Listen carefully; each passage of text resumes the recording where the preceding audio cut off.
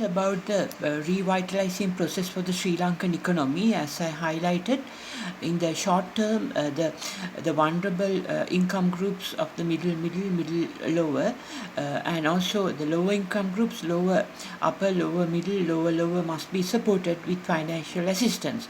But in the medium term, steps have to be taken to create fiscal buffer-based policies.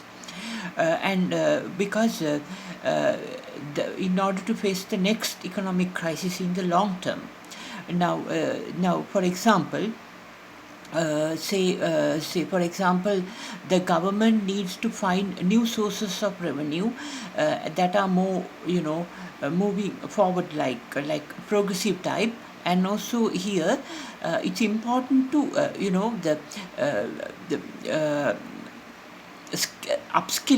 the upskilling or making the new skills needed for the workforce for a new economy in the medium to long term. Because upskilling or new, skills needed for a new economy in the medium to the long term, the government of Sri Lanka must do. Now, for example, we know that the digital economy is the only option now. The digital economy, the workforce must be upskilled, and then accordingly, the new economy of a digital economy must be created in the country in the medium to long term. And more digital economic activities and job generating, employment generating, skill development investments, high quality investments for digital economy and digital economy upskilling of the workforce must be brought into the country. And this is something is like a challenge which also critical, and which the Sri Lanka is forced to do. And now looking further to the long term, to propel the Sri Lanka's economy to the next level through the journeys ahead for centuries, or maybe perhaps another 3 or 4 decades, that in order to achieve the middle upper income groups income level in the world economy, and then after the Sri Lanka's war ended, Sri Lanka became a middle lower income group country, middle income group country. So we have to move forward to the middle upper income groups, and then upper middle income groups, and then upper income groups in coming years. In the there are several policies, economic policies, that hold the country back from achieving its fullest potential, right? So these gaps have to be filled, at least now, when there's a COVID-19 pandemic, there's economic crisis.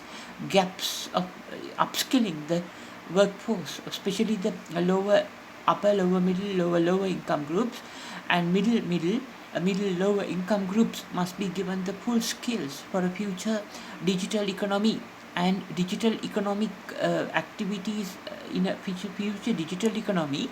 More digital economic skill generating companies that give digital economic training for the lower, upper, middle,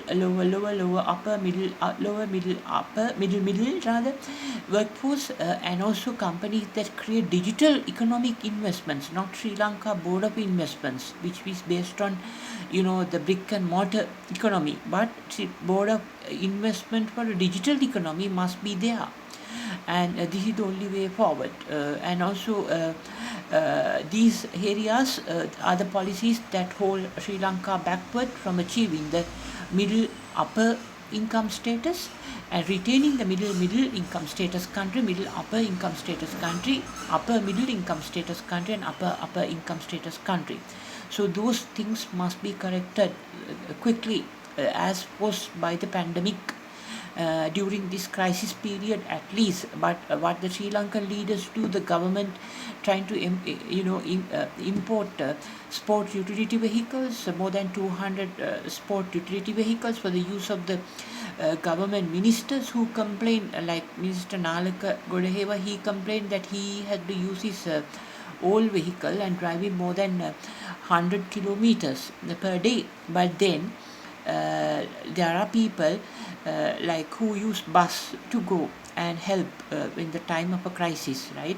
And some people went on their own vehicles without even claiming fuel, petrol, or even any repairs they have borne. So that is how you have to respond during a crisis. You cannot import luxury vehicles now. Whatever is there, you have to make use and believe and use the human intelligence to carry out the work immediately, and without hoping to hold or drag an anchor, a comfortable anchor to hold your thoughts, attitudes, and emotions. But take the risk, use the intelligence with effort, nothing can go wrong. That is very important. And also it's important to somehow improve the human asset, the quality of the human asset from a human point of view, moral point of view, and latest digital skill development point of view, and increase in the digital economy the participation of the women. The girls and the women can contribute a lot to a digital economy by working from home. So those issues must be immediately addressed to support a digital economy in the medium to long term. But in the short term, the lower, upper, lower, middle, lower, middle, upper, lower income groups must be supported, and also create quality jobs when it comes to the digital economy. Create quality skill development, brain development jobs, and not like data entry jobs. And also modernize the government, all institutions in the country for a digital transformation. And these will help Sri Lanka's aspiration in the next few decades for a high income, upper income developed country, and not only a developed country, a super country, superpower. But not only a superpower, super means rather extraordinary situation, like the US, most of the upper income groups and even middle upper income groups having access to space tourism and mansions, several cars, not that type of super economy. But we have to have a great economy of lending a helping hand to others whenever needed. Greatness and superpower are two different things. Being a superpower, being a great power are two different things. But Sri Lanka must be both a superpower and a great power. So this is the only way to develop the economy and make Sri Lanka, and especially the participation of the girls and the women in the digital economy is very easy, because they can work from home and look after their families' homes and also work. So that is why all this must be considered in the medium to long term to revitalize the economy without going behind the International Monetary Fund, which let down our country badly and broke our trust and faith on them, and also the World Bank, which let down our country, our trust and faith on them during the crisis even.